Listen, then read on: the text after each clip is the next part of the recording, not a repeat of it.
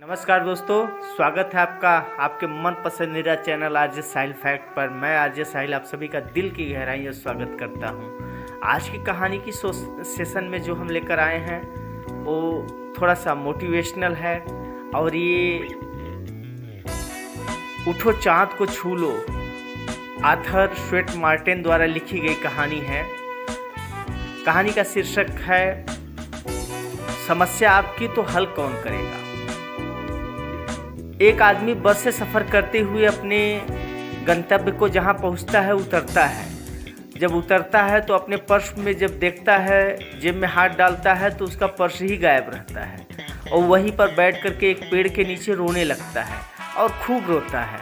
जितने आने जाने वाले रहते हैं देखते हैं उसको और देखने के बाद और उनको हंसी आती है, हंस करके चले जाते हैं। वो घंटों से रोते रोते एकदम बेहाल हो जाता है, लेकिन कोई कुछ पूछता नहीं है उससे, सिर्फ जो भी देखता है हंस के चला जाता है और वो खूब रोता है।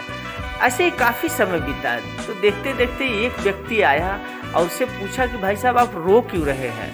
वो बोला कि आज मैंने बहुत रोते रोते रोमांचु होते होते बोला कि आज मैंने महीने भर की सैलरी मुझे मिली थी 15,000 रुपये, जो मैंने अपने पर्स में रखा था और बस में आते समय पर्स मेरा किसी ने मार दिया। उसमें मेरे महीने भर का परिवार को चलाने के लिए खर्चा था।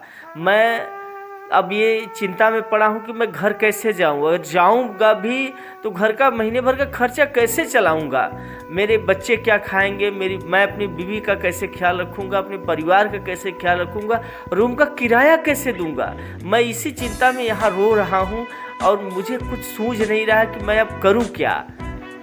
इतना जब उस व्यक्ति ने कहा, अपनी व्यथा को सुनाया, तो जो उसे पूछने के लिए खड़ा था तो लगा हंसने। बोला भाई साहब आपने तो बात सही कही, आपके पास वाकई में दुख है और अधिक दुख है, लेकिन एक बात बताइए, आप इतनी तेज यहाँ घंटों से रो रहे हैं और बैठ करके चिंता में पड़े हुए हैं कि कैसे हल होगा।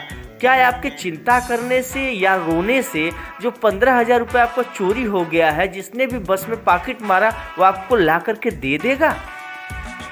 तो व्यक्ति बोला नहीं। तो बोला फिर, या आप जिस तरह से यहाँ चिल्ला रहे हैं, रो रहे हैं, क्या आपको कोई लाकर 15,000 रुपये आपको दे देगा कि आपका महीने भर का खर्चा चल जाएगा? बोले नहीं। तो बोले तो फिर रोते क्यों हो भाई साहब, चिंता क्यों करते हो? उठिए और फिर से काम करिए। आप 10-15%, 25% अधिक काम करिए, किसी तरह से मैनेज करके महीने भर का खर्चा चलाइए और काम इतना करिए कि वो भरपाई हो जाए। तो समस्या आपकी है भाई साहब, तो हल आप ही को करना होगा, दूसरा कोई हल करने के लिए नहीं आएगा। रोने से, बिलखने से, चिल्लाने से, चिंता करने से नहीं होगा। चिंतन करिए कि हल किस तरह से होगा। बस दोस्तों, कहानी का सारांश यही है कि समस्या अगर हमारी है तो हल हमें ही करना होगा, दूसरा कोई हल करने के लिए नहीं आएगा। सिर्फ इसी तरह से हमारे ऊपर हंसेंगे। अगर कहानी पसंद आए दोस्तों तो please like, subscribe, share, follow, comment जरूर करिएगा। फिर मिलेंगे अगले वीडियो में, तब तक अपना ख्याल रखिएगा। मैं आरजे साहिल आप सभी का दिल की गहराई से स्वागत करता हूँ। तब तक के लिए सभी दोस्तों को नमस्कार।